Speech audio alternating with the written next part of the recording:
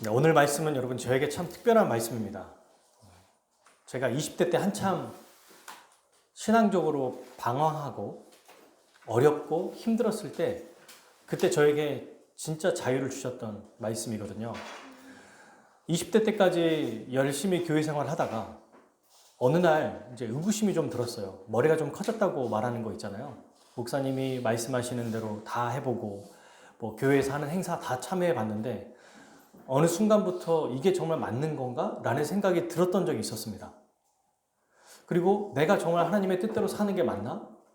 목사님은 또 사람들은 이게 하나님의 뜻이라고 말하는데 나는 정말 그 뜻이 맞다고 생각하고 그렇게 살아가고 있는 건가? 그러니까 내가 정말 옳은 건지 틀린 건지 알고 싶었던 거예요. 그리고 실제로 답답했습니다.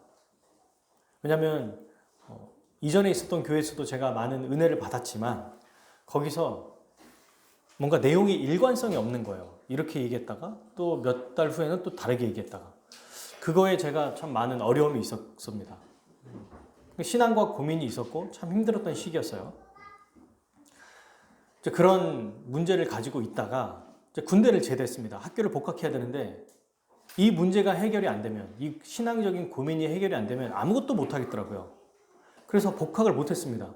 이걸 해결하는 게 가장 중요했어요. 저는 당시에 이제 찬양 사역을 잠깐 하고 있었는데 그 찬양 사역을 할 때 하나님이 저의 고민과 문제를 해결해 주실 거라고 생각했거든요. 왜냐하면 저는 교회에서 그때까지만 해도 찬양이 하나님이 가장 기뻐하시는 것이고 찬양 사역을 했을 때 하나님의 뜻대로 살아가는 것이다 이렇게 생각했었던 거예요. 근데 뭔가 모르게 좀 아닌 것 같다는 생각이 들었던 거죠. 복잡하게 막 이것저것 고민들이 막 생겼을 때 이제 결정적인 건 이거였어요. 열심히 찬양 사역을 하는데 함께 사역하는 그 사람들의 겉과 속이 다른 것. 그리고 제 스스로도 공허한 거예요, 약간. 열심히 찬양 사역을 하고 딱 끝나고 나면은 뭔가 그 순간에는 기쁜데 이게 오래 가지 않는 겁니다. 그러니까 또 찬양을 해야 되고 영적으로 해소가 안 되니까 너무 힘들었습니다.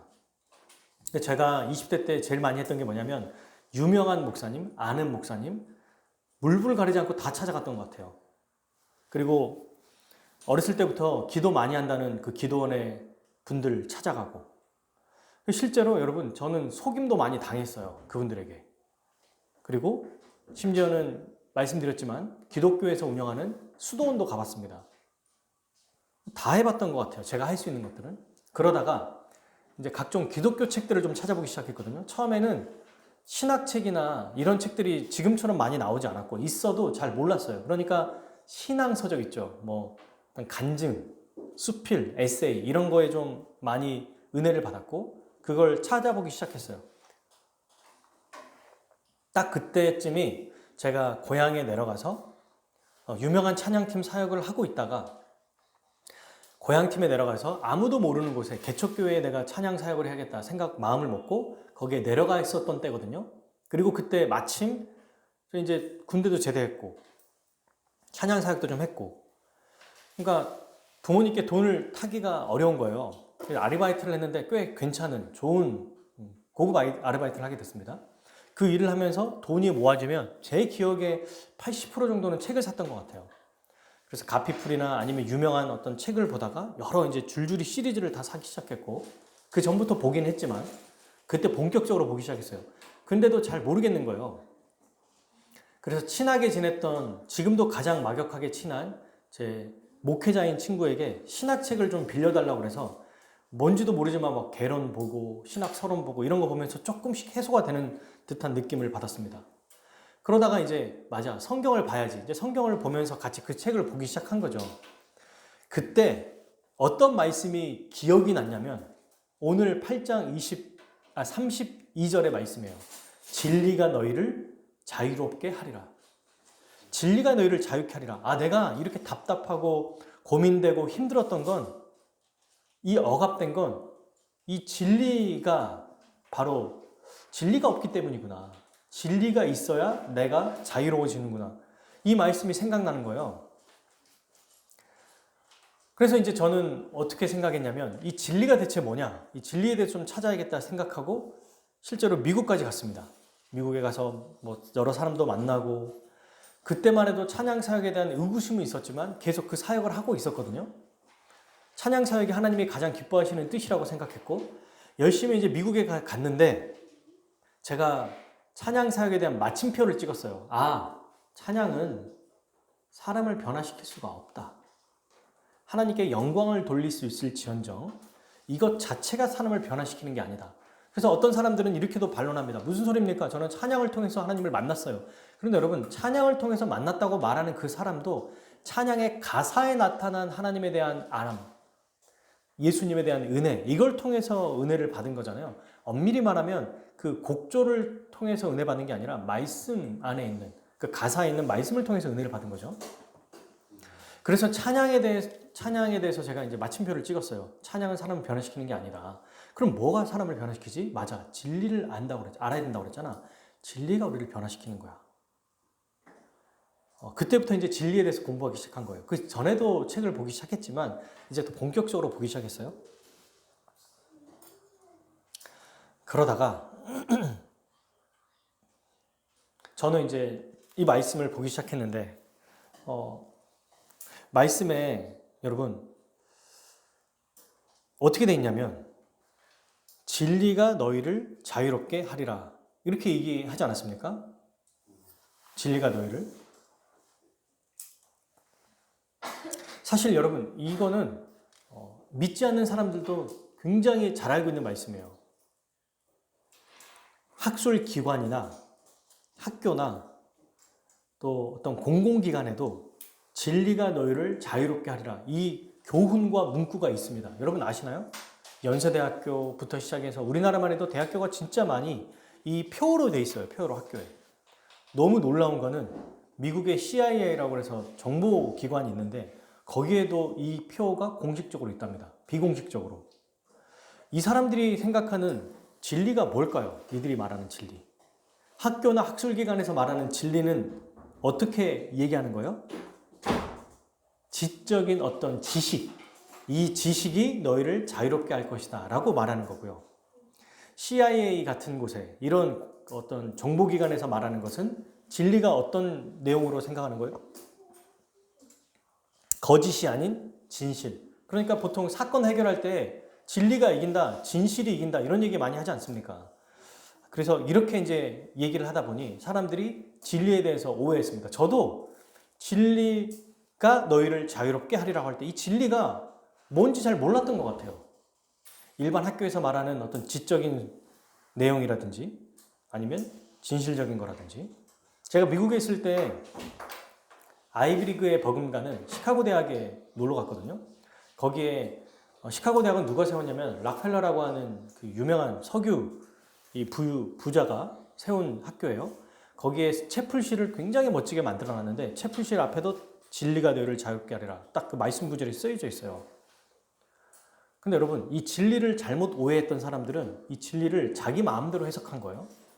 자유에 대해서 더 많은 이 집중을 한 것입니다. 그래서 어떻게 되든지 간에 뭘 하든 간에 자유롭게 될 것이다 라는 생각을 가지고 열심히 하더니 이제 록펠러는 그래서 이 진리가 자기 딴에는 돈을 많이 버는 것 그걸 통해서 하나님께 영광 돌리는 것이라고 생각한 거예요. 그러니까 이 록펠러는 시카고 대학을 세우고 여러 좋은 일을 많이 했지만 정말 많은 어려운 기업들을 집어삼켰잖아요. 그래서 많은 사람들이 죽었습니다. 도산하고 자살하고 스스로 생을 마감하고 그런데도 이 사람은 정말 많은 그 악한 일을 저지르면서 11조를 그렇게 많이 한 거예요. 이 사람의 생각은 진리는 뭐예요? 돈을 많이 벌어서 하나님께 헌금하면 좋은 일을 하게 되고 자유롭게 될 것이다 라고 생각했던 거예요. 아까 말했던 것처럼 학교는 어디에 집중할까요? 공부를 많이 하면 된다고 생각해요. 저도 이 진리에 대해서 그래서 이제 많이 고민하고 또 알아보려고 노력했던 거죠. 오늘 말씀을 제가 한 3가지로 우리가 좀 알아보려고 해요. 첫 번째, 성경에서 말하는 진리가 뭐냐? 여러분 오늘 그래서 진리가 무엇인지 분명하게 알기를 바랍니다. 아멘. 그리고 두 번째, 진리를 통해서 어떻게 된다고 그래요? 진리가 뭐한다? 우리를 자유롭게 한대요. 우리 스스로가 자유로워지는 게 아니고 진리라는 그 어떤 진리라는 매체가 우리를 자유롭게 만들어준다는 거예요. 그럼 진리를 통해서 얻게 된 자유는 대체 뭐냐? 이거에 대해서도 좀 알아보겠습니다. 오늘 이 자유에 대해서 잘 알아볼 거예요. 마지막 세 번째, 진리를 통해 자유롭게 된다고 했는데 어떻게 그러면 이런 일이 벌어지는 거냐? 뭘 해야 되는 거냐? 가만히 있으면 되는 거냐? 공부해야 되냐? 노력해야 되냐? 도대체 어떻게 해야만 진리를 통해서 자유롭게 되는 거냐? 이 세 가지를 좀 볼 겁니다. 진리가 뭐냐? 자유가 뭐냐? 그럼 진리와 자유는 거저 지어지는 건 아닐 거 아니에요. 어떻게 진리가 주어지고 어떻게 자유롭게 되는지 그 근본적이고 근원적인 원인에 대해서 배우려고 합니다. 자, 그래서 첫 번째, 우리 32절 같이 한번 읽겠습니다. 8장 32절 시작. 진리를 알지니 진리가 너희를 자유롭게 하리라. 아멘. 여러분, 저는 이 말씀을 알았는데 어디에 꽂혀 있었냐면 저도 자유롭게 하리라 라는 거에 대해 굉장히 꽂혀 있었어요. 참 신기한 게 성경 연구를 안 배워도 알아야 되는데 너무 성경을 큐티가 나쁜 게 아니지만 너무 제 마음대로 해석을 하는 걸 기본적으로 살았다 보니 성경을 봐도 고지고대로 보는 게 아니라 내가 포인트가 있고 좋다고 생각하고 눈에 띄는 거에만 집중한 거예요. 너무 신기한 게 여러분 32절을 정말 열심히 보면은 진리가 너희를 자유롭게 한다고 할 때 그럼 대체 진리가 뭡니까? 아니 어떤 방식으로 우리가 자유롭게 되는 겁니까?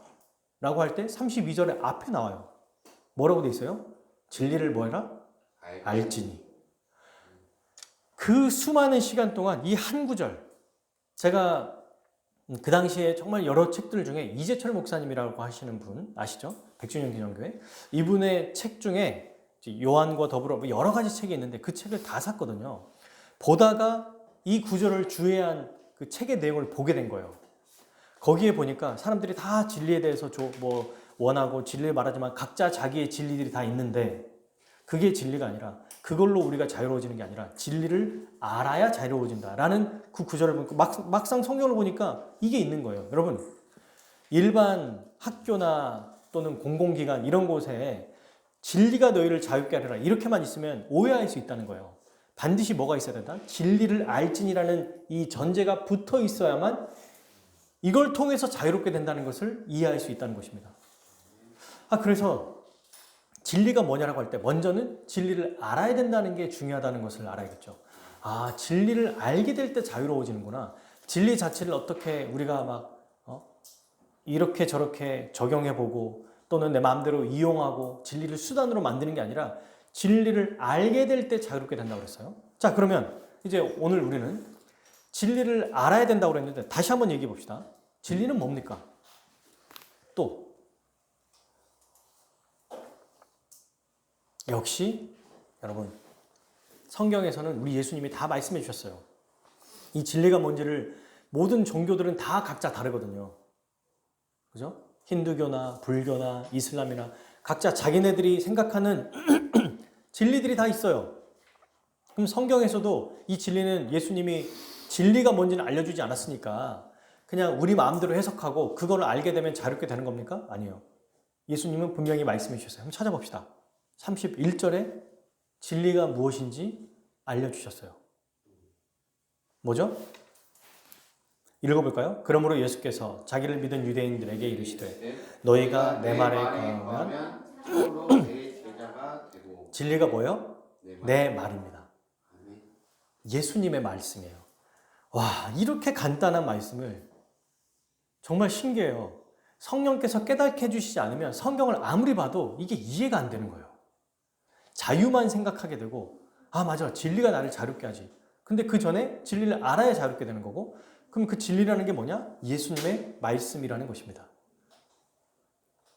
예수님의 말씀, 즉 예수님의 가르침이 진리라는 뜻이에요. 그런데 여러분 성경 전체를 보면 진리에 대해서 뭐라고 설명하냐면 삼위 하나님을 진리라고 말해요. 삼위 하나님 중에 성부 하나님은 진리의 근원, 진리의 원천, 진리를 주시는 분으로 표현되고요. 예수님은 어떤 분이에요? 은혜와 뭐가 충만하다? 진리가 충만하다. 그러니까 하나님께로부터 받은 그 진리가 충만하신 분이 바로 예수님이다.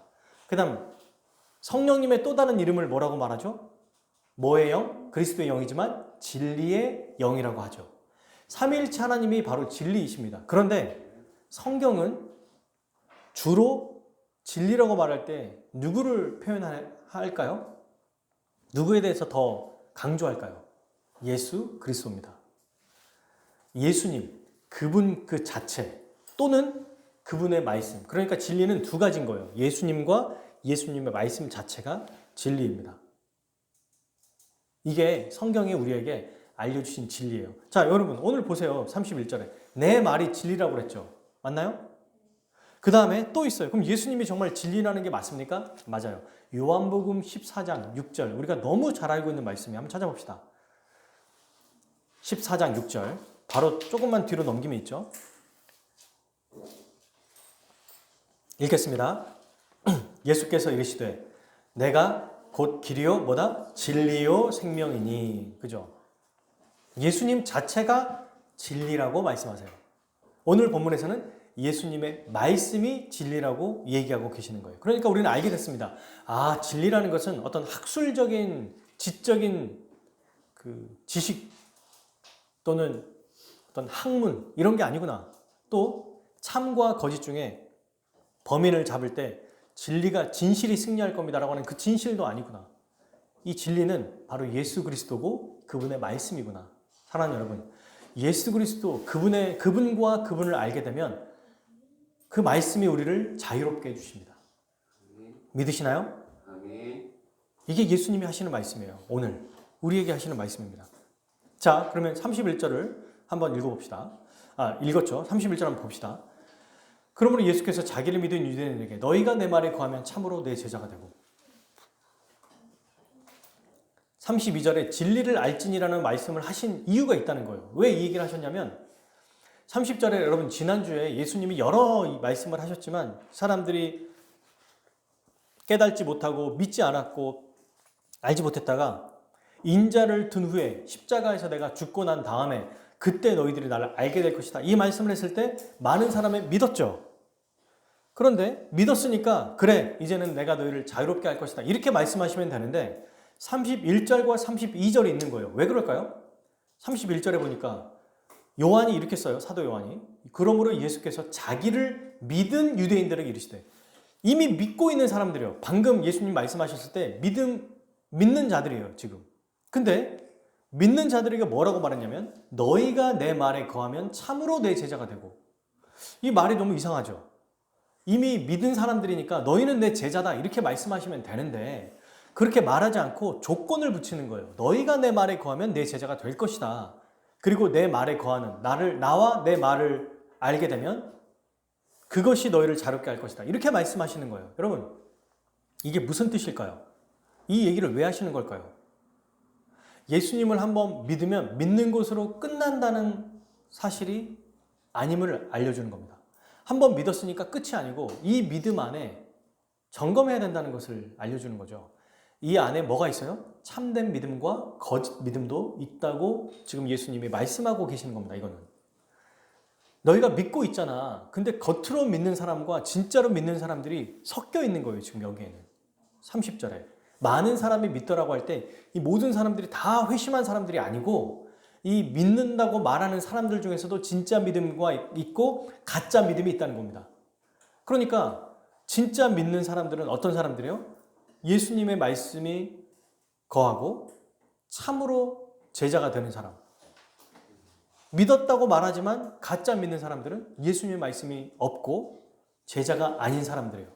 이 사람들은 아무리 믿는다고 말해도 참된 제자가 아니라는 거죠. 자, 그러면 여러분 보십시오. 이렇게 되는 거예요. 예수님의 말씀에 거하면. 거한다는 것은 좀 더 쉬운 표현으로 말하면 말씀에 거한다. 약간 뭔가 애매하죠? 그 말씀을 굳게 꽉 붙잡으면 이런 뜻이에요. 예수님의 말씀을 아주 단단하게 붙잡으면 정말 내 제자가 될 것이다. 여러분 보세요. 말씀을 붙잡으면 예수님을 믿는다고 말했지만 말씀을 붙잡는 자만이 참 제자래요. 말씀을 붙잡지 않으면 믿는다고 말하지만 참 제자가 아닌 거예요. 여러분 그러면 참 제자가 되는 이들에게 어떤 은혜가 주어집니까? 32절의 은혜가 주어져요. 예수님을 말씀을 꼭 붙잡는 이 사람들은 제자입니다. 제자가 돼요. 그죠? 된다고 그랬죠? 이 제자가 된 사람들에게 두 가지 은혜가 부어져요. 뭐? 첫 번째, 예수 그리스도. 그리고 그분의 말씀을 깨닫는 은혜. 진리를 알게 되는 은혜가 생겨요. 그리고 두 번째, 그 진리로 인해서 참 자유를 얻으며 살아가는 것입니다. 자, 그래서 우리는 이제 진리에 대해서 알게 됐고, 이 진리 다음에 진리로 인해서 얻게 되는 참 자유에 대해서 좀 알아보려고 해요. 진리는 바로 예수님과 그분의 말씀이라고 우리가 배웠습니다. 그러면 이제 이 진리를 통해서 우리가 자유를 얻게 된다고 그랬는데, 자유가 대체 뭘까요? 여러분, 자유에는 두 가지 종류가 있어요. 외적인 자유와 내적인 자유가 있어요. 외적인 자유는 이 세상에서 말하는 자유입니다. 여러분, 오늘날 우리 대한민국에서 자유민주주의라고 말하죠. 우리나라는 자유국가라고 말해요. 자유주의, 그죠? 헌법을 보면 이렇게 돼 있습니다. 대한민국 헌법의 자유권적 기본권, 모든 개인이 갖는 기본권이에요. 몇 개 정도 있는지 아세요? 저는 사실 부끄럽게도 몇 개, 한 5개 정도 있나 보다 생각했거든요. 여러분들 법을 잘 알고 계신 분들은 그것밖에 모르나? 라고 생각하실지 모르는데, 제가 사실은 좀 조사하기 전에는 몇 가지만 좀 알았던 것 같아요. 뭐, 언론 출판의 자유, 그 다음에 종교의 자유, 개인 뭐 침해받지 않을 자유, 이 정도만 생각했는데, 혹시 알고 계시나요? 우리 예담이랑 예준이는 이걸 좀 배웠을 것 같은데, 최근에. 굉장히 간단해요. 너무 많더라고요. 깜짝 놀랐습니다. 제가 한번 읽어드릴게요. 제 12조, 13조 신체의 자유가 있어요. 그러니까 함부로 우리를 구속하거나, 예전에 뭐 공화국 시대 때, 그러니까 독재 시대 때는 사람들을 막 압수수색 없이 데리고 가고 고문하고 강제 노동시키고 이랬잖아요. 그런 걸 못 한다는 거예요. 헌법에 있습니다. 신체의 자유가 그런 거죠. 그리고 14조는 거주 이전의 자유예요. 언제든지 어디든 내가 이사할 수 있다는 거죠. 15조 직업 선택의 자유. 이 직업을 해도 되고 저 직업을 해도 되고. 북한을 생각해보면 너무 간단해요. 마음대로 가지도 못해요. 여러분, 제가 베트남에 갔더니 베트남은 여전히 공산주의거든요. 근데 이제 시장은 중국처럼 말하자면 자본주의로 가는 거예요. 그러니까 이 두 개가 어울리지 않지만 돼 있습니다. 그러다 보니 전부 다 국가 겁니다. 땅도 그렇고. 그러면 어떻게 하냐 봤더니 기업이 한 50년에서 100년 정도 그 땅을 산대요. 임대를 받는 거예요. 그리고 시간이 지나면 또 다시 재계약하고, 어쨌든 자기 땅은 아니라는 거예요. 그러니까 기업이 이제 어느 50년 지나서 여기에 뭐 집도 짓고 막 다 화려하게 호텔을 지어놨다고 생각해 봅시다. 그런데 마음 바뀌어가지고 50년 딱 지나서 재계약을 안 해버려. 그러면 그냥 나가야 되는 거예요. 굉장히 참 어처구니 없죠. 근데 거의 그런 일은 별로 없지만 간혹 있다고도 하죠. 여러분, 이것처럼 우리나라는 내가 내 땅을 마음대로 살 수 있고, 또 내가 이상할 수도 있고 옮길 수 있다는 거죠. 그리고 17조는 사생활의 비밀과 자유. 지금은 더 이게 강화됐죠. 그 다음 18조 통신의 비밀과 자유. 아무나, 여러분 그거 아시죠? 내가 전화 통화한 거, 내가 카톡한 거, 이걸 민간 사찰이라고 해서 이거 하나만으로도 큰 명예를 가지고 있거나 권력을 가지고 있어도 바로 거기에서 옷을 벗어야 돼요. 대통령이랄지라도 개인적인 사람들의 통화 내역을 만약에 엿들었다? 그러면 그 순간 이것 때문에 대통령에서 내려와야 될지도 모를 정도로 굉장히 강력한 겁니다. 19조 양심의 자유도 있더라고요. 이거는 착한 일을 하라 이런 게 아니라 자기의 그 생각에 따라 해도 되고 안 해도 되는 게 있을 수 있지만, 이건 내가 사람으로서 해야겠다라고 해서 할 수 있고 안 할 수도 있다는 거예요. 종교의 자유도 있습니다. 이 종교의 자유가 우리에게 좋으면서도 안 좋은 게 뭐냐면, 그러니까 종교의 자유가 있기 때문에 사이비와 이단을 처벌을 못하는 거예요. 법적으로. 이게 오히려 그러니까 그들에게 이 악한 행위 때문에 나타난 어떤 형사 사건이 생기면 처벌할 수 있는 거고, 그게 아니면 그 교리 자체가 사이비이기 때문에 이들이 저기에 빠져 있습니다. 이거는 어떻게 못한다는 거죠. 그 다음에 언론 출판 집회 결사의 자유 21조. 마음대로 국가에 대해서 내가 자기의 사상을 표현할 수 있는 거죠. 점점 여러분 이제 좀 피곤하신가요? 거의 다 왔어요. 22조 학문과 예술의 자유. 마음대로 공부할 수 있고 미술을 할 수 있고, 마지막 23조가 재산권이에요. 이렇게 많습니다, 여러분. 자유에 대해서. 이게 자유민주주의예요.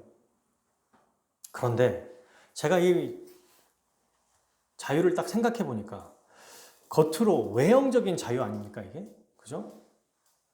그러니까 이 자유가 있으면 이 세상 사람들은 물론 자유가 있고 기쁨을 누리지만 이 자유만 있으면 정말 내가 행복할 거다, 기쁠 거다 이렇게 생각하는데 그렇지 않아요. 어제 제가 이제 이발을 하는데 헤어 디자이너, 그 미용실 선생님이 남자분이에요. 근데 이분 이제 미용사분들이 주로 보통 사람들을 많이 만나니까 아는 것도 많고 또 말씀도 잘하시잖아요. 근데 이분이 미국에 한 20년인가 30년을 그 이민 가서 그 헤어 디자이너로 계시다가 혼자 이제 한국에 오신 거예요. 가족들은 다 미국에 계시고. 그러니까 이제 아시는 것도 많고 똑똑하신 분이더라고요. 여러 가지 이야기를 하다가 정치 얘기를 하게 됐어요. 정치 얘기를 하다가 이분이 우리나라는 아무리 자유민주주의지만 사실은 없는 사람에게는 억압밖에 없다. 진짜 자유는 없다. 그럼 뭔 얘기인가 딱 들어봤더니 이분이 이제 주식을 하세요. 근데 주식을 비유를 들면서 개미라고 하죠. 그러니까 개인이 하는 사람들. 아무리 투자를 해도 고래를 이길 수 없다는 거예요. 기업이 마음 먹고 돈을 엄청 많이 투자하면 당해낼 수가 없다는 거죠. 그러니까 이분의 말에 일리가 있다고 생각해요. 여러분, 우리가 생활을 하고 이 민주주의 국가에서 우리에게는 자유가 있습니다라고 말하지만 실제로 기업에서 직장에 있는 이 사장이 노동자 계급인 직원을 일을 부릴 때 정말 객관적이고 평등하게 합니까? 그렇지 않아요. 돈 있는 사람들은 어떻게든 더 이 직원을 활용하고 써먹으려고 그러고 어떻게든 돈을 덜 주려고 합니다. 그러니까 국가가 개입해서 이거는 무조건 지켜라 이렇게 계속 개입하는 거잖아요. 부당하게 여러분 좋은 기업도 있지만 그렇지 않은 기업도 눈에 정말 많습니다. 지금 많이 좋아졌다고 해도 그렇잖아요. 사람이 막 죽어나가고 과로 때문에 억울하게 이러니까 여러분 노동자들을 위한 뭐 노조도 있고 해도 그래도 다 국가에서 이걸 관리하는 아예 특별한 기관들이 또 있잖아요. 노동을 착취당하는 거예요. 제가 이제 이분이 미국에 사시다 보니까 여러 사람들을 만나는데 돈 많은 사람들, 그러니까 우리가 똑같이 열심히 노력하면 자유롭게 살 수 있다고 생각하지만 착각이다. 그러면서 이분이 직접 아는 사람은 아니지만 이제 미국에 있으니까 듣지 않겠습니까? 돈 많은 사람들은 제가 깜짝 놀랐어요. 1년에 두세 달을 그냥 여행을 간대요. 해외여행을. 두세 달 정도를 마음대로 언제든지 갈 수 있는데 그때는 특별히. 없는 사람들은 어때요? 평생 죽을 때까지 해외여행 한 번도 못 가고 죽은 사람도 많아요. 그죠? 근데 이 돈 많은 사람들이 이렇게 얘기하더라고요. 이분이 말하는 어떤 축구 구단에 구단주인 사람이 있는데 이 사람은 1년에 두세 달을 외국에서 사는데 어디서 사냐면 지중해 바다에다가 요트를 띄워놓고 두세 달을 산답니다. 근데 우리가 생각하는 요트는 요트가 아닌 거예요. 그분들에게. 1,000억 정도 된대요. 그 요트가. 길이가 80m 정도 되고 100m라고 생각해 보세요. 80m 이상 되고 너비가 20m 되니까 거기에 없는 게 없답니다. 침대부터 시작해서. 그러니까 영화에 보면은 배 띄워놓고 이렇게 가만히 유유자적으로 이렇게 선텐처럼 딱 돼 있고 거기에 이렇게 누우면서 칵테일 마시고 노는 거 있잖아요. 거기서 파티하고. 그러니까 그런 요트에서 두세 달을 산다는 거예요. 그러면서 축구 계약을 맺을 때 많이 주긴 하지만 어떻게든 덜 주고 또 선수 팔아가지고 그 이득 취하고. 이분이 축구에 대해서 관심이 많은가 봐요. 그래서 축구 선수들도 우리가 생각하는 돈보다 많이 받지만 그래도 훨씬 많이 받는다는 거예요. 자기가 버는 수입에 비해서. 여러분 실제로 어떻습니까? 우리가 자유민주주의에 산다고 하지만 돈 많고 또 힘있고 권력자들이 상대적으로 훨씬 더 많은 자유를 누리죠. 제가 봤던 여러 가지 어떤 그 자료에 의하면은 범죄자들도 지금은 좀 많이 줄었지만 예전에 범죄자들은 여러분 보통 돈이 없거나 백 없는 사람들이 굉장히 많은 범죄자가 됐대요. 불과 한 10년 전까지만 해도 20년 전까지만 해도 왜 그러냐 봤더니 전부 돈 있는 사람들은 돈으로 다 풀려나고 백 있는 사람들은 백으로 다 풀려나는 거예요. 아무리 나쁜 짓을 해도. 지금도 그런 시대 아닙니까? 근데 돈 없는 사람은 조금만 잘못해도 덤탱이를 씌우는 거예요. 재심 사건의 대부분이 다 어떤 사건입니까? 억울하게 돈 없고 백 없고 힘 없는 사람들이 갈취당해서 억울하게 누명 씌운 사건이잖아요. 그러니까 이런 거 보면은 우리가 외적으로 자유민주주의에 산다고 하지만 실상은 돈 있거나 힘 있거나 빽 있는 사람들이 자유를 누리는 거지, 우리는 거기에 대해서 그들보다 상대적으로 그 자유를 누리지 못하는 게 현실입니다.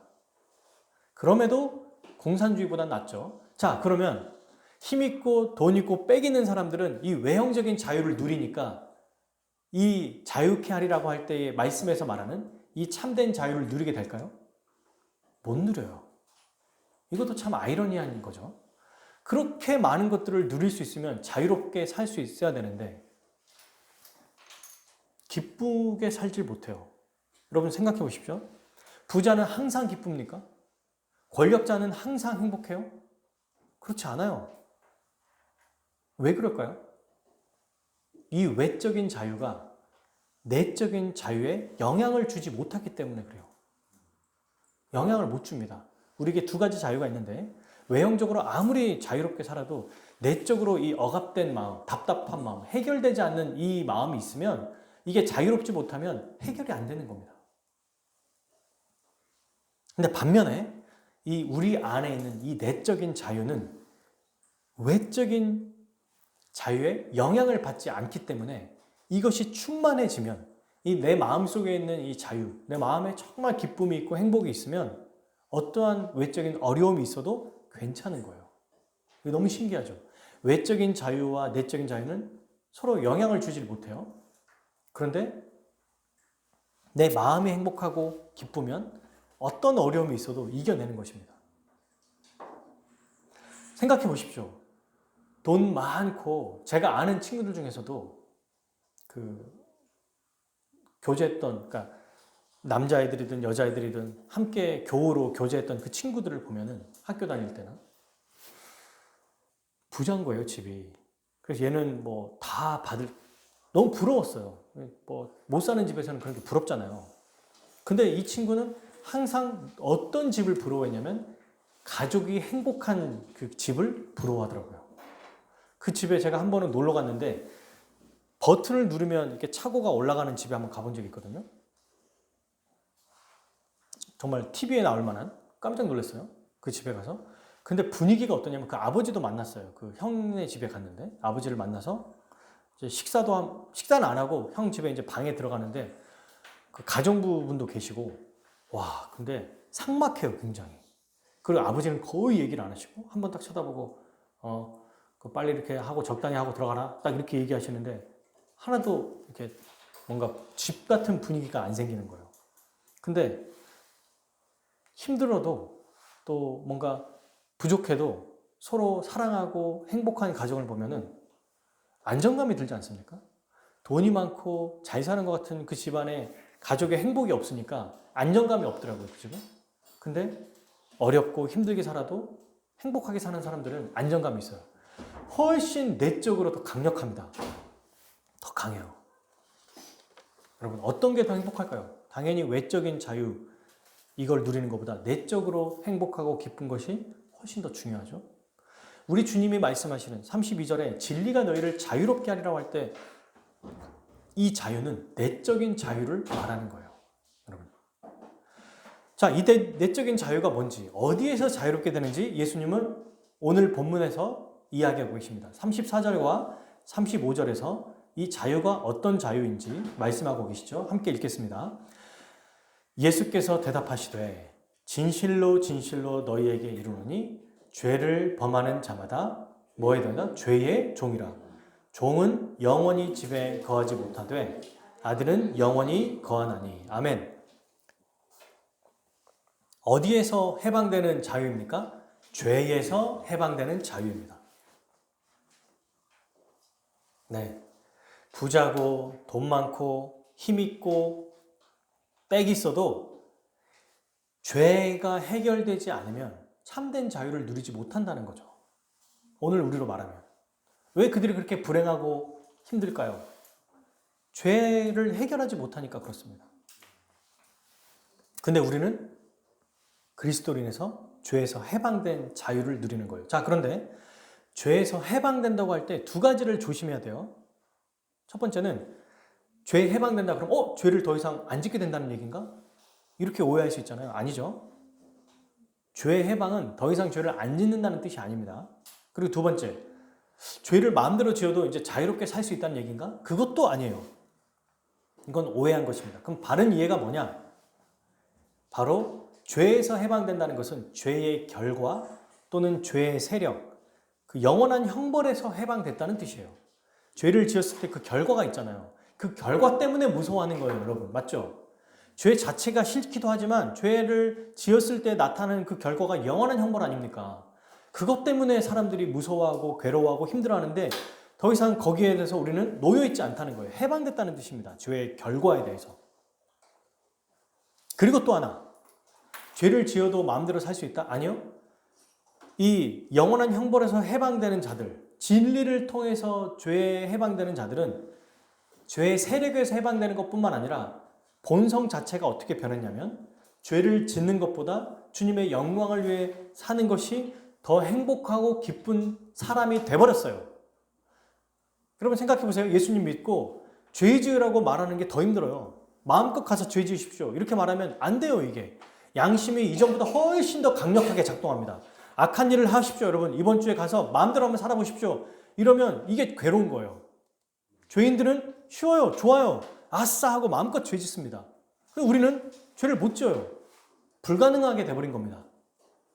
그러니까 죄에서 해방되는 것은 영원한 형벌에 대해서 우리가 더 이상 받지 않는다는 것뿐만 아니라 우리 존재가 바뀌었기 때문에 이 죄를 짓고 사는 것이 기쁘지 않구나. 그러니 죄의 세력에서 해방됐구나. 이거에 대한 이야기라는 거죠. 자, 그런데 여기 하나를 더 생각해 봅시다. 죄의 세력과 죄의 결과에서 해방됐을 때 진정한 자유를 누린다고 했잖아요. 그러면 이거 죄의 세력에서 해방되는 것, 영원한 형벌에서 해방되는 게 우리의 공로나 우리의 노력입니까? 아니죠. 이건 우리 밖에 있는 외부로부터 주어진 예수 그리스도의 십자가의 능력으로 주어진 거잖아요. 그러면 이걸 잘 생각해 보세요. 자, 잘 생각해 보세요.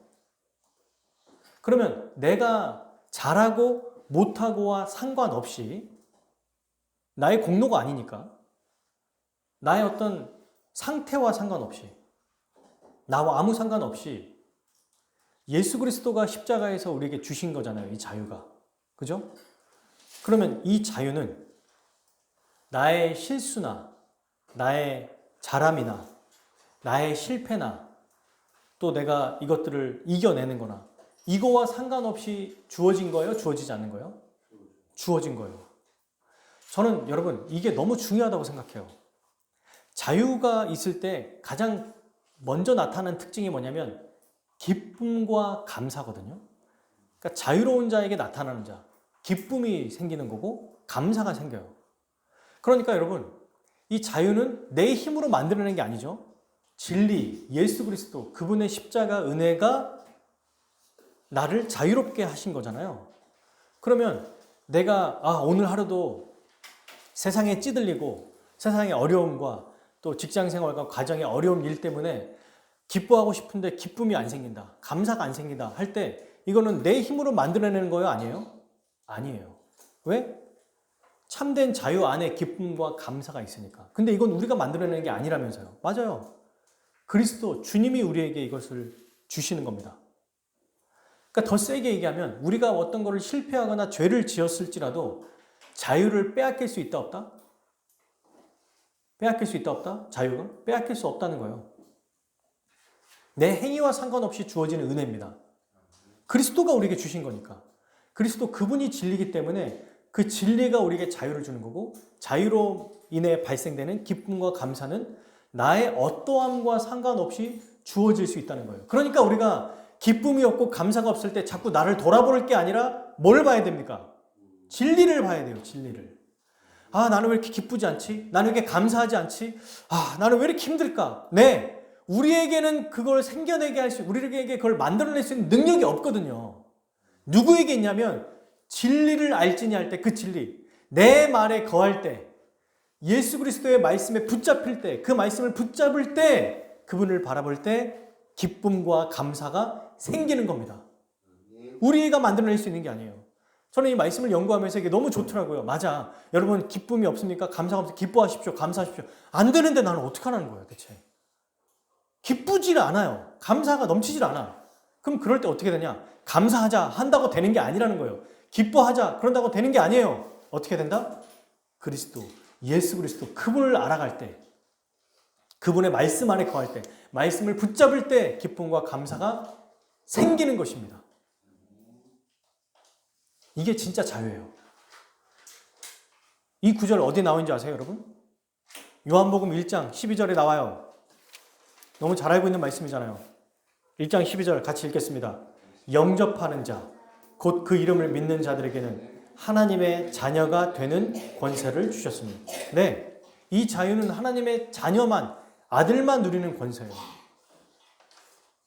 왜요? 여러분, 다시 8장 36절 보세요. 오늘 말씀 36절 읽겠습니다. 그러므로 아들이 너희를 자유롭게 하면 너희가 참으로 자유로우리라. 누가 우리를 자유롭게 하여? 아들이. 이 아들이 누구예요? 예수 그리스도. 다시 보세요. 그러므로 예수 그리스도가 너희를 자유롭게 하면 너희가 참으로 자유로우리라. 우리가 자유를 만들어내는 게 아닙니다. 사랑하는 여러분. 우리가 기쁨과 감사를 만들어내는 게 아니에요. 아들이신 그분이 우리에게 기쁨과 자유를 만들어내세요. 왜?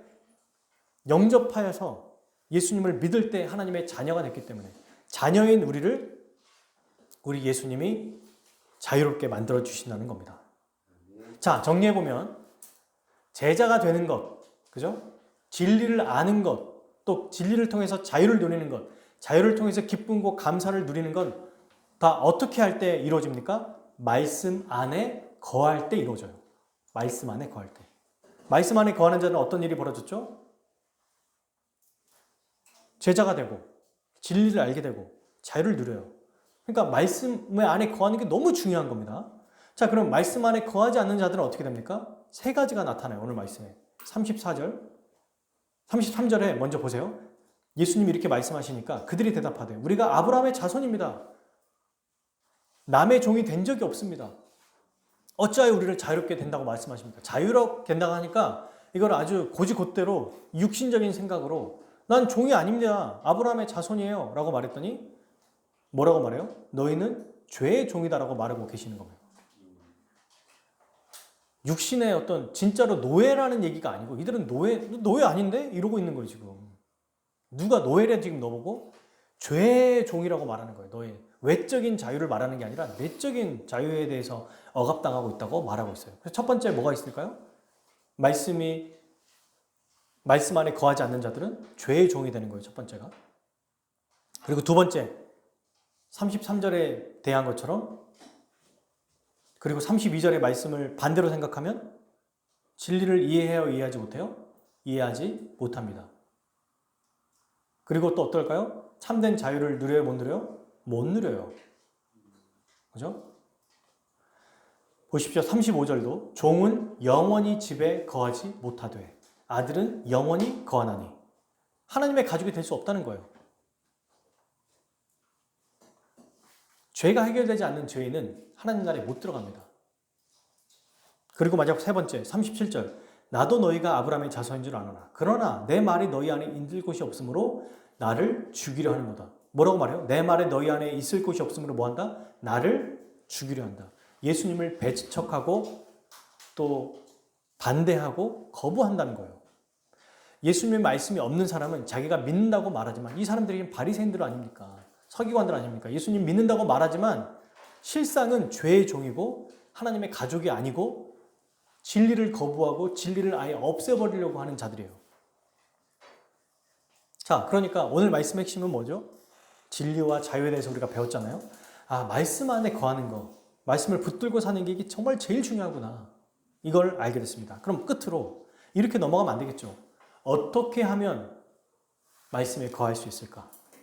이게 오늘 말씀의 핵심이 아닐까요? 제가 서두에 세 가지를 같이 이 관점으로 말씀을 본다고 했죠. 첫 번째가 뭐였어요? 진리란 무엇인가? 두 번째, 진리를 통해 얻게 된 참 자유란 무엇인가?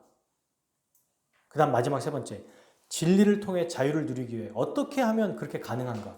그게 지금 얘기하는 거예요. 어떻게 하면 말씀 안에 거할 수 있는가라는 거예요. 어떻게 하면 말씀에 거할 수 있을까요? 저는 요한복음 말씀에서 가장 많이 인용되고 제일 많이 사용되는 바로 이 구절이라고 생각합니다. 요한복음 15장 4절부터 8절까지 말씀을 함께 보겠습니다. 요한복음 15장 4절부터 8절. 이 말씀에 오늘 어떻게 거할 수 있는지가 나와요. 아예 명백하게 나옵니다. 함께 읽겠습니다. 내 안에 거하라. 나도 너희 안에 거하리라. 가지가 포도나무에 붙어있지 아니하면 스스로 열매를 맺을 수 없음 같이 너희도 내 안에 있지 아니하면 그러하리라. 나는 포도나무요 너희는 가지라. 그가 내 안에 내가 그 안에 거하면 사람이 열매를 많이 맺나니 나를 떠나서는 너희가 아무것도 할 수 없음이라. 사람이 내 안에 가지처럼 밖에 사람들이 그것을 모아다가 불에 던져 사르느니라. 너희가 내 안에 내 말이 너희 안에 거하면 그리하면 이루리라. 너희가 열매를 많이 맺으면 내 아버지께서 영광을 받을 것이요 뭐가 된다? 너희는 내 제자가 되리라. 아멘. 여러분, 아까 말씀 안에 거하면 내 참 제자가 된다고 말씀하셨죠. 요한복음에서 32절에 1절에 기억나시죠? 근데 여기서 뭐라고 말해요? 그분 안에 거하면, 내 말에 거한다는 게 누구 안에 거해요? 그리스도 예수 안에 거하면 제자가 된대요. 제자만 될 뿐만 아니라 열매를 많이 맺는데요. 그것뿐만 아니에요. 하나님께서 영광을 받으신다는 겁니다. 즉 어떻게 하면 우리가 진리를 알게 되고 제자가 되어 하나님께 영광을 돌리고 또 참된 자유를 얻게 되냐면 바로 예수 그리스도와 연합하게 될 때, 그분을 믿고 그분 안에 거하게 될 때, 그분을 믿을 때 말씀 안에 거하게 된다는 거예요. 말씀 안에. 이게 이제 요한복음 15장 4절에서 8절. 그리스도와 연합하게 되면 그분의 말씀에 거하게 된다는 것입니다. 예수님이 이것을 설명하잖아요. 자, 여러분, 우리가 말씀을 지금 예수님은 8장 31절에 너희가 내 말을 붙잡으면이라고 말씀하셨지만 이 15장의 말씀을 보면은요, 우리가 예수님을 붙잡는 것이 아닙니다. 말씀이 우리를 붙잡는 거예요. 자, 이렇게 되는 거죠. 우리가 말씀을 들었더니 성령께서 우리에게 믿음을 주세요. 그리고 그 믿음을 가지고 우리가 믿게 됐더니 예수님과 연합하게 됩니다. 그리고 예수님과 연합하여서 이제는 모든 것을 할 수 있는 존재가 되고 그 안에 진리를 알고 또 진리로 자유케 된다는 거예요. 이거를 예수님이 더 잘 이해할 수 있도록 예시를 들어요. 자, 여러분, 떨어져 나온 가지가 하나 있습니다. 이 가지를 포도나무라고 하는 곳에 가지에다가 붙여요. 접붙임을 딱 시켜줘요. 농부가 와서 접붙임을 시키면 어떻게 되죠? 이 가지가 살아납니다. 영양분을 포도나무를 통해서 다른 나무 가지지만 영양분을 여기에서 받죠. 그리고 어떻게 돼요? 영양분 받았으니까 이제는 열매는 네가 알아서 맺어. 이렇게 말하니까 한번 가지 접붙임이 돼서 영양분을 받았으니까 끝났나요? 열매를 맺고 꽃을 피우려면 어떻게 돼야 돼요? 계속 붙어 있어야 됩니다. 계속 나무 안에 있어야 돼요. 한번 영양분을 받아서 살았다고 다시 떨어져 나가면 열매를 못 맺어요. 예수님이 지금 하신 말씀이 뭐냐면 내 말에 거한다는 것은 믿음으로 우리가 그리스도와 연합했잖아요. 근데 한번 연합해서 그것으로 끝나는 게 아니라 지속적으로 연합된 상태에 있어야만 열매를 맺는다는 거죠. 그러니까 여러분, 우리가 한번 예수 그리스도를 믿고 한번 그분의 그 역사를 받고 그분 안에 있어서 이제는 주님 내가 내 힘으로 살겠습니다가 아니라는 거예요. 우리는 가지가 포도나무를 통해서 영양분을 지속적으로 공급받고 열매를 맺고 꽃을 피우는 것처럼 지속적으로 그리스도 안에 거해야 된다. 지속적으로 그리스도와 연합하고 그분으로 인해서 우리가 살아갈 수 있다는 거죠. 이게 무슨 뜻입니까? 오늘 31절과 이 말씀과. 네, 아까도 설명해 드렸지만 우리가 말씀 안에 거하는 게 아니에요. 너희가 내 말을 붙잡으면이라고 말했지만 말씀이 우리를 붙들어 주시는 거예요. 뭐 할 때? 그 예수님이 세상의 빛이심을 기억하고 생수의 강을 주시는 분임을 알고 그분을 받아들일 때 방법이 없어요, 여러분. 우리가 뭔가를 하는 게 아니에요. 예수님이 다 이루셨거든요. 하나님이 그의 아들을 통해서 다 행하셨습니다. 그분을 받아들이는 것, 온전히 그분을 받아들이고 그분을 나의 구원자, 구세주, 주님으로 받아들이면 말씀이 나를 붙잡아 줍니다. 그리고 붙잡아진 그 말씀을 가지고 여러분 붙들림 받았기 때문에 붙잡으라고 말씀하고 계시는 거예요. 붙들림 받았으니까 끝이 아니고 다시 계속 붙잡아라. 말씀이 나를 붙잡았잖아요. 나도 말씀을 붙잡으며 살아가요. 내가 말씀을 들었을 때 성령께서 나를 그리스도와 연합시켰어요. 그러면 이제는 나 혼자 삽니까? 아니요. 그리스도와 연합된 자로 계속해서 그분과 연합하여 그분의 것을 생각하고 받아 누리면서 살아가라는 얘기예요. 그래야 진리를 알게 되고 진리를 통해서 자유를 누리게 되고 참 제자가 된다는 것입니다. 그러니 이 말씀은 우리에게 뭔가를 하라고 말하기 이전에 그리스도를 온전히 받아들이면 우리가 주님께 먼저 붙들림을 받고요. 붙들림 받아서 끝나는 게 아니고 우리도 계속 붙들림 받은 존재로서 주님을 계속 붙잡으라고 말씀하고 계시는 거예요. 그렇게 붙잡으며 살아가는 거예요. 여러분, 예수님이 나를 그리스도와 성령께서 나를 그리스도와 연합시켜 주시고 그리스도와 연합된 나는 계속 그분을 의지하며 살아가는 것이 이게 가지가 포도나무에 붙어서 열매를 맺는 방식이라는 것입니다. 어떻게 우리가 진리를 알게 되고 자유롭게 됩니까?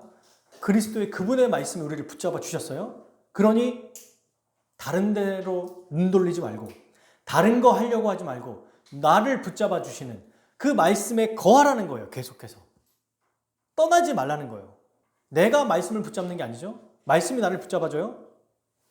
그런데 나는 다른 데에 눈 돌리지 말고 나를 붙잡아 주시는 그 말씀, 그리스도를 의지하고 그분을 믿으며 살라는 말씀이라는 거죠. 여러분, 그러면 끝으로 우리가 말씀을 들었을 때 말씀에 거하는 것, 즉 그리스도와 연합돼서 그분 안에 들어가 있어요. 그리고 예수 그리스도를 계속해서 의지하며 살아가요. 이게 이제 말씀을 붙잡으며 살아가는 거죠. 그러면 이거 어떻게 하는 거예요?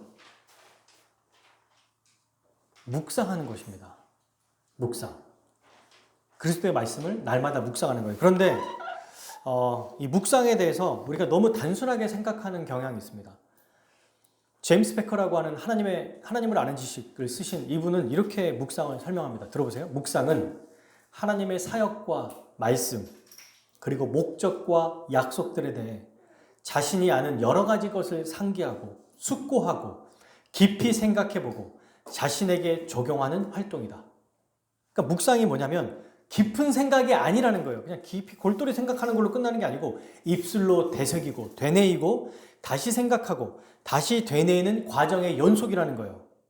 그러니까 여러분, 하나님의 말씀을 묵상하는 것은, 그리스도의 말씀을 묵상하는 것은 그리스도를 깊이 생각하고 다시 또 생각하는 거예요. 뭘 생각하는 거냐면 하나님이 창조하신 목적, 구원하신 이유, 예수 그리스도의 십자가 사역, 그분이 행하신 일, 하나님 백성으로서의 우리의 정체성, 우리가 어떻게 살아가야 되는지 그에 대한 방법들까지 고민하는 작업이라는 겁니다.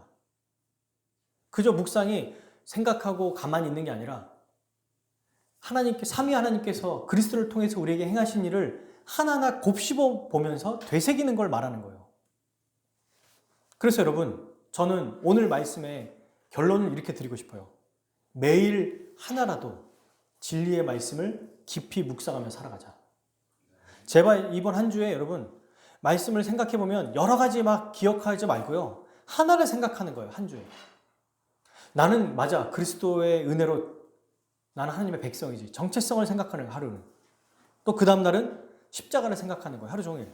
그 다음 날은 부활을 생각하는 거예요. 또 어떤 날은 보좌 우편에서 나에게 은혜를 베풀어 주시는 주님을 생각하는 거예요.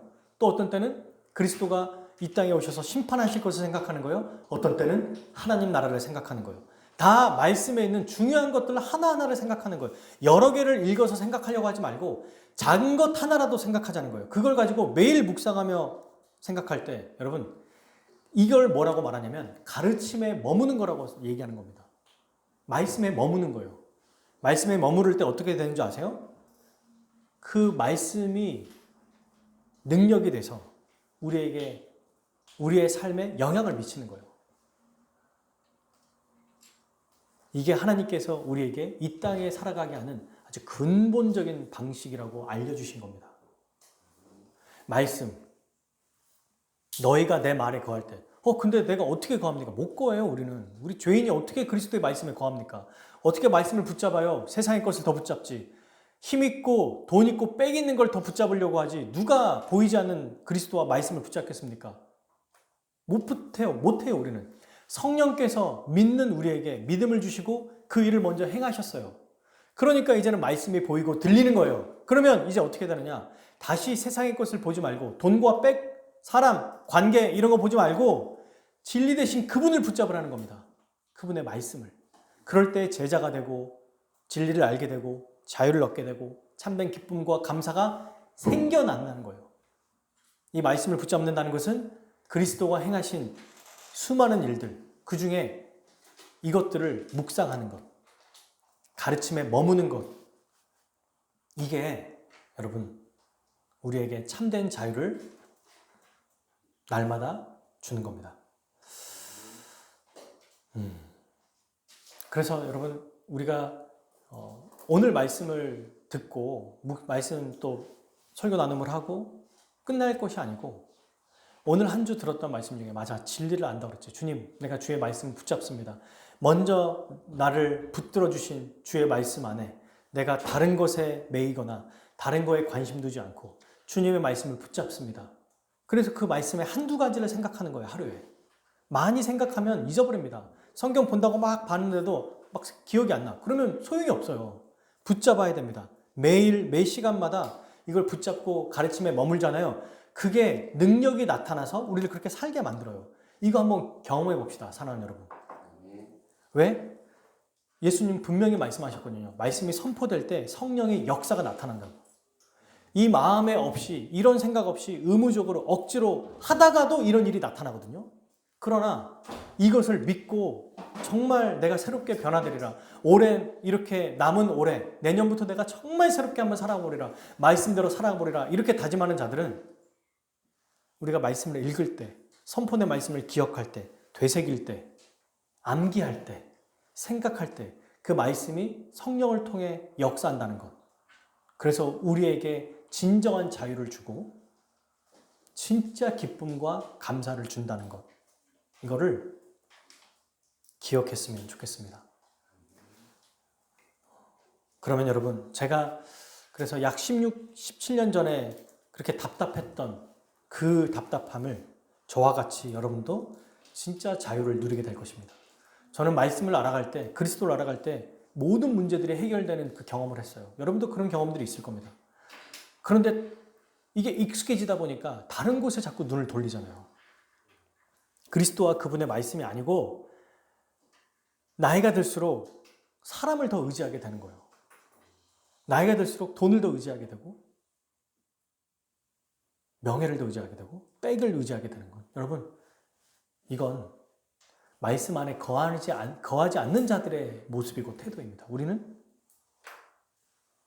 가지가 포도나무에 붙어있지 않으면 죽는다는 것을 기억하고 우리를 그리스도 안에 들어오게 해주신 그분 안에 떠나지 않고 계속해서 그분 안에 머물며 살아가기를 바랍니다. 그래서 이번 한 주도 또 앞으로도 그 진리의 말씀을 기대하고 말씀이 선포됐을 때 생각하는 거예요. 아, 맞아. 이게 나에게 진짜 필요하지. 이 진리가 내게 필요하지. 이걸 들었을 때 우리 일상의 삶에서도, 우리 직장에서도, 가정에서도, 저희 목회의 삶에서도 진정한 자유의 삶이 우리 모두에게 있기를 축복합니다. 우리 함께 같이 찬양하고 기도하겠습니다.